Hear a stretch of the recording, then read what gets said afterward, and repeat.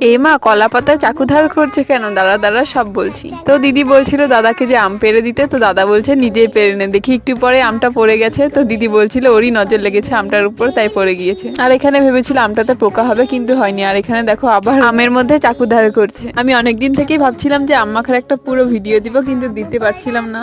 তো দিদি আজকে যখন বললো যে আম মাখা বানাবে, তো আমি আগের থেকেই মোবাইল নিয়ে দৌড়াদৌড়ি করছিলাম যে ভিডিও করব তাই। তারপরে এখানে দেখো আমটা গ্রেট করার পরে লঙ্কাটাও গ্রেট করে দিচ্ছিল দিদি। আর এই গরমে টকটক আম মাখা খাওয়ার মজাই তো আলাদা। আর তোমরা কারা কারা আম মাখা খেতে ভালোবাসো কমেন্ট করে জানিও, আমি তো অনেক ভালোবাসি। তারপরে দেখো এখানে আমি চিনি আর লবণ নিয়ে এসেছিলাম, আর দিদিকে বলছিলাম এতগুলো লবণ দিস না, তাও দেখো সবগুলো ঢেলে দিয়েছে একেবারে। কিন্তু ঠিকই ছিল চিনি আর লবণগুলো। তারপরে লঙ্কা মেখে নিল ভালো মতো। তারপরে কলা পাতা কেটে এনেছিল, তো কলা পাতার মধ্যে সবাই মিলে আম মাখা খেলাম। আর এখানে দেখো কলা পাতার মধ্যে চাকু ধার করছে। তো ভিডিওটা এতটুকু ভালো লাগলে একটি লাইক করে দিয়ে, চ্যানেল নতুন হলে সাবস্ক্রাইব করে দিয়ে। টাটা, দেখা হচ্ছে অন্য ভিডিওতে। সাবস্ক্রাইব আর লাইক করতে ভুলবে না কিন্তু।